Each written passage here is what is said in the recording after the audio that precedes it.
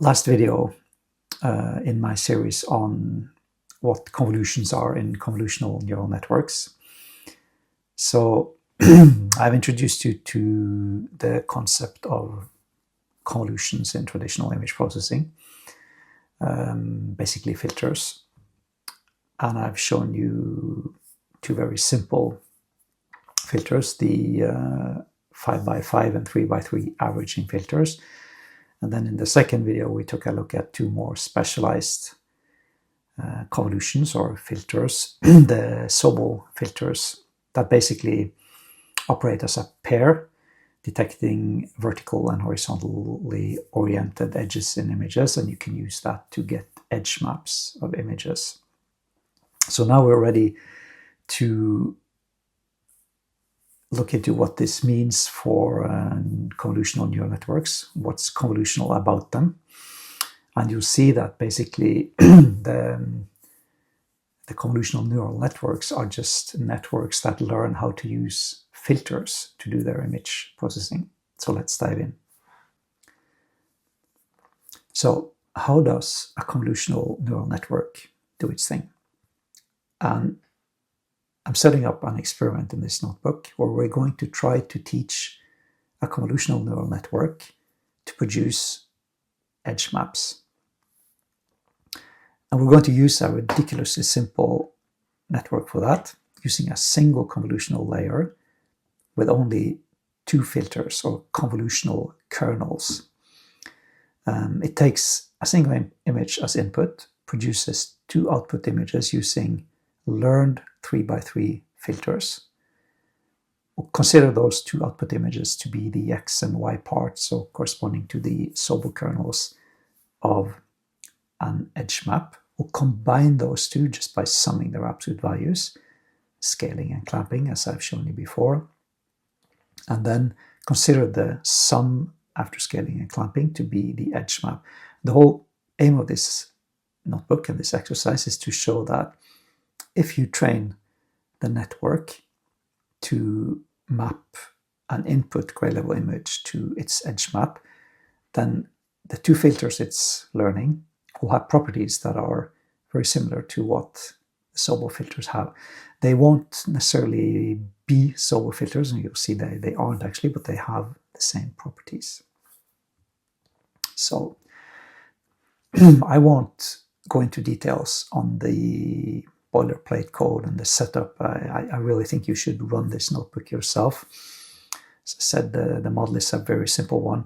The important thing to keep in mind is that I've set padding to 1. So there should be no border effects, there should be no change in image sizes, etc. Likewise, remember, as I said, I'm using only two output channels in the convolutional layer, which is much less than you would typically use, but this is just for demonstration purposes, right? Interesting aspect of this filter is, or this network, is that it has only 18 parameters. That's because you have two 3x3 filters, so 9 parameters per filter, and there are 2 of them, so 18. I made it simple to run experiments. You can vary batch size, number of epochs, learning rates, etc. Absolutely encourage you to try to run this. Obviously, you might have to adapt these parameters based on what kind of hardware, etc. you're using, but it should be relatively evident how to use this notebook. Some more boilerplate. An important aspect of this is the targets we're going to train the network to reproduce. So I'm saying I'm trying to map an input gray level image to an edge map. And a very tempting thing would have been to say, okay, let's make the target edge maps actually be Sobel-based edge maps. But I felt that was kind of cheating in the sense that I would basically be seeding the network too much to learn Sobel kernels if I choose another gradient. So the edge maps won't be exactly what you get from using Sobel kernels. It's more likely that the network will learn filters that are adapted for edge detection in general and not specifically mimicking how the Sobel filters would behave. So I'm using Another way, the Boucher gradient of calculating the edge map. The Boucher gradient is a very useful tool for calculating gradients. It's based on mathematical morphology, and I'm preparing a series of talks on mathematical morphology. But for now, just accept that the Boucher gradient is just another approach to producing edge maps that look quite a lot like you would expect sober filters to look, or the result from sober filters to look. So this is the function to calculate the Boucher gradient. Then just for reference, I'm including the Sobo operators. You'll remember they have, displaying them here, you have one Sobo filter adapted to detecting edges running in the vertical direction in the image, and another filter detecting horizontal edges in the image.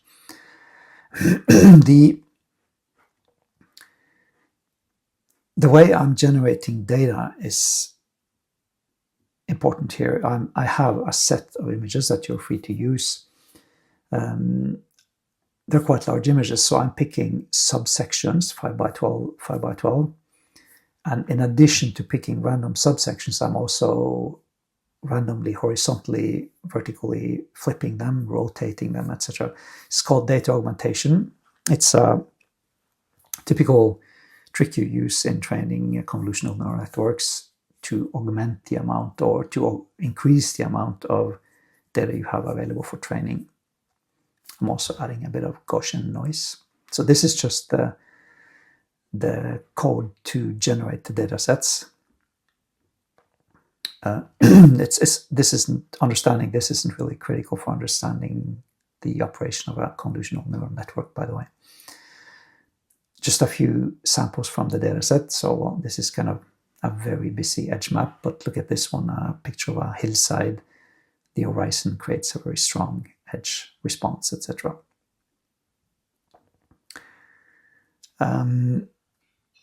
Yes, so setting up the model. This is PyTorch. Should be relatively self-evident. As I said, one input channel, two output channels, a kernel size of 3, padding, and there is no bias. The bias is set to false by default. And also notice I'm not using any activation function, just to really keep us close to how we generate edge maps using Sobel filters. Yes, let me see. So these are the data loaders. I'm using a slightly uncommon loss function. It's called soft dice loss. If you use, for instance, mean squared error loss, then you need to remember that edge pixels can be rather rare in many images.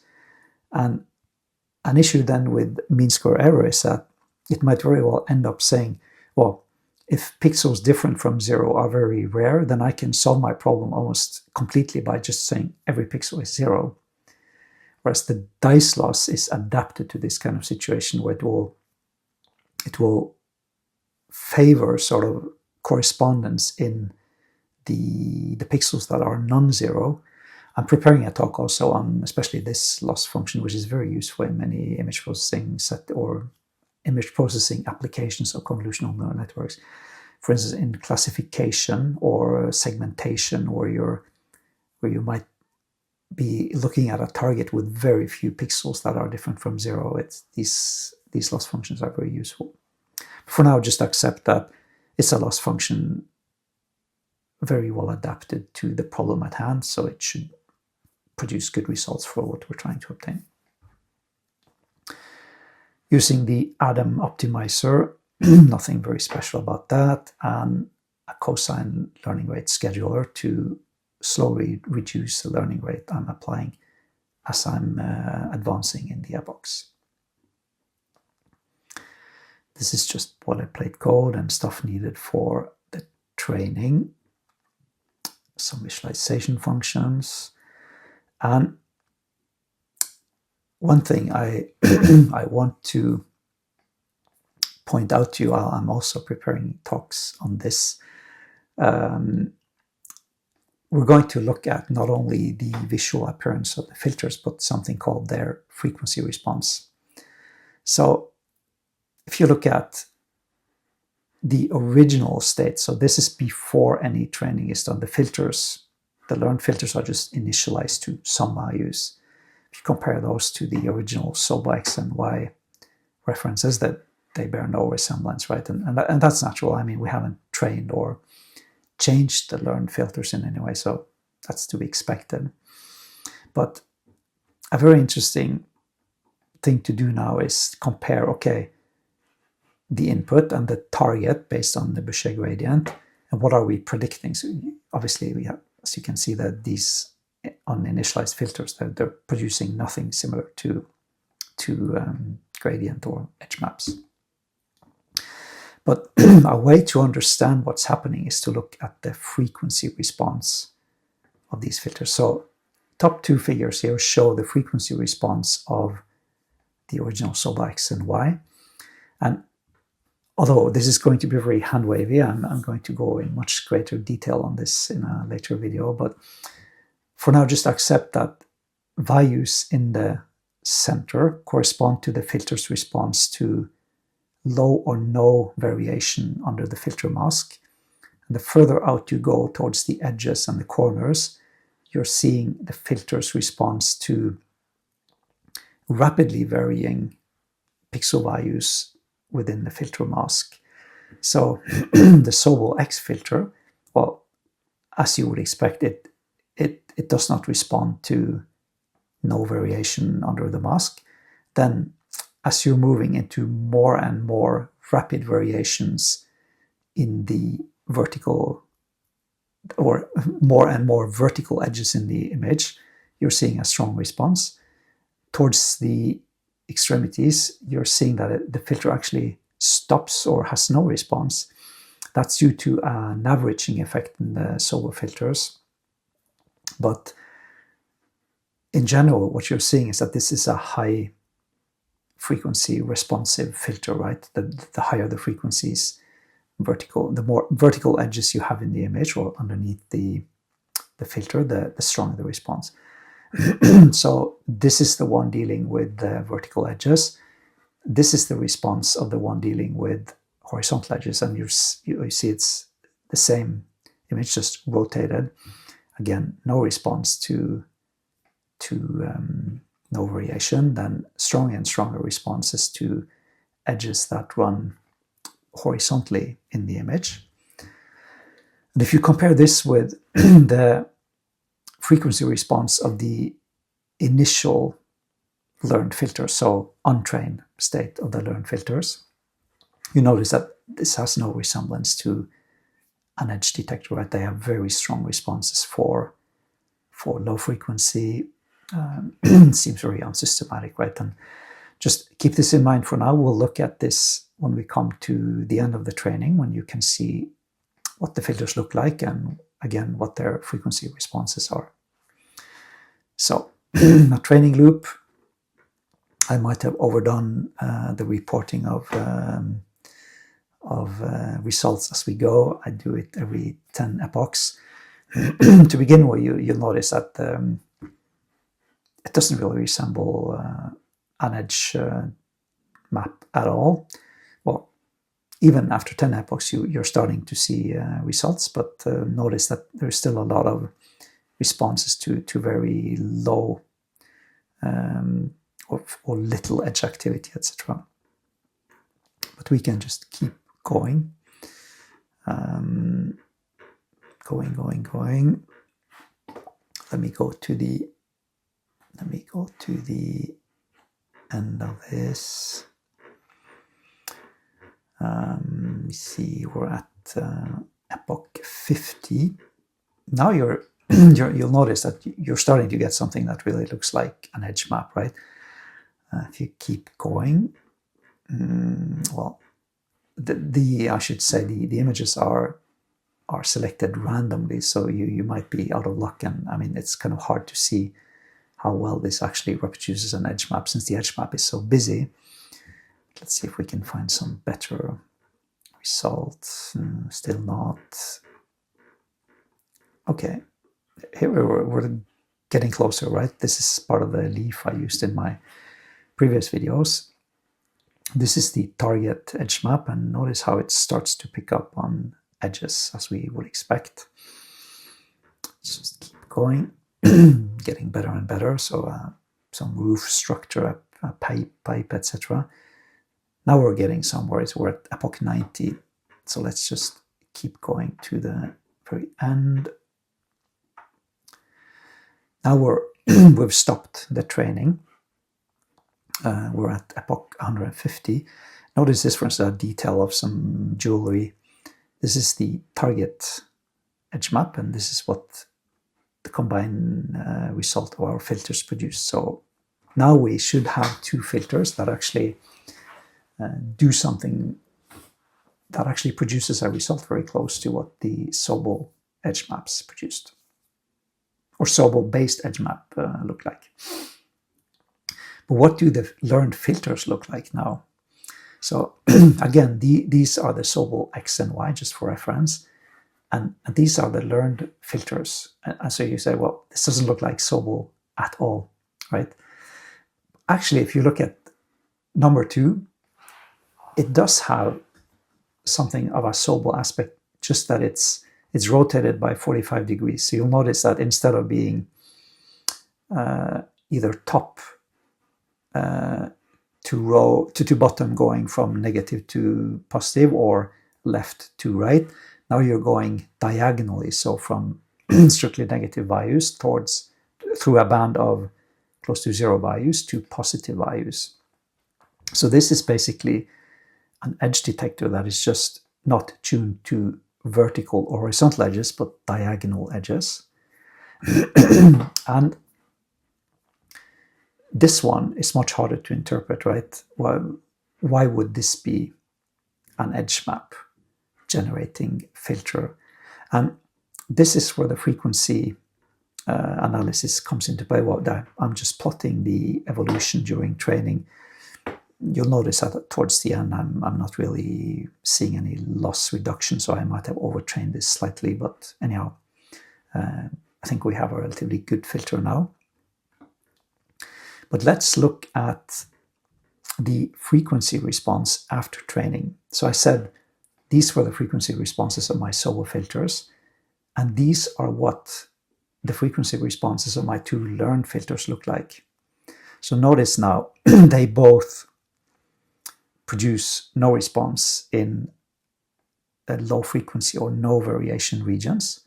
And then as you move into the corners, you're producing more and more response. And much like the Sobol filters, they do also do some average, or they stop responding at a certain frequency, but then a particularity is that then they start responding again at very high frequencies. You can see that here too. This second filter that was kind of hard to understand, you see that it's basically detecting edges in all the diagonal directions. So no response at no frequency or low frequency variations, then more and more responses as you go towards edges that are diagonally oriented. So if you look at the final predictions, let me see. This one, for instance, these 2 last ones are pretty good. Some part of a tissue or whatever, I can't see what that is, but look at how close the prediction is actually to the target that we calculated using Berger. Likewise, this is some street scene rotated, I think. We actually get a pretty faithful reproduction of what Berger looks like, and this is the prediction we generate based on the application of the 2 filters. So, key takeaways. What did we learn? When a convolutional neural network is called convolutional, it's because it applies or learns to apply filters. The very simple example I showed you here takes a single channel input and produces 2 output channels that we then manipulate into an edge map. In reality, you would typically add several convolutional layers. So the outputs of the first layer would be fed to secondary, tertiary, etc. layers. And a very important thing to keep in mind is that, so in our case, we produced 2 output images. Remember that the filters in the second layer, if you design the filter to use, the network to use, say, 3x3 filters also in the second layer, they will be 3x3 filters, but they will consist of 2 layers, one to be applied to each of the input channels. And that makes it quite hard, much harder to understand how they map to features in the original image. But when you make a very simple experiment, like I showed you here, it's actually possible to understand that the neural network learns filters that does sort of interpretable image processing in the images. So the last thing I added in, if you want to play with the evolution in what the filters look like, you can use this slider just to see after different epochs what do the filters look like, what do the targets, etc. look like. Play around with this. I urge you to experiment. It's probably a much better way of understanding this than listening to me.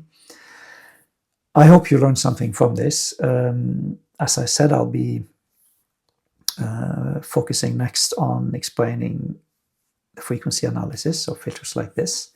And I'm also preparing talks on morphology, mathematical morphology, which is a really useful tool for making synthetic data, for instance, for training neural networks.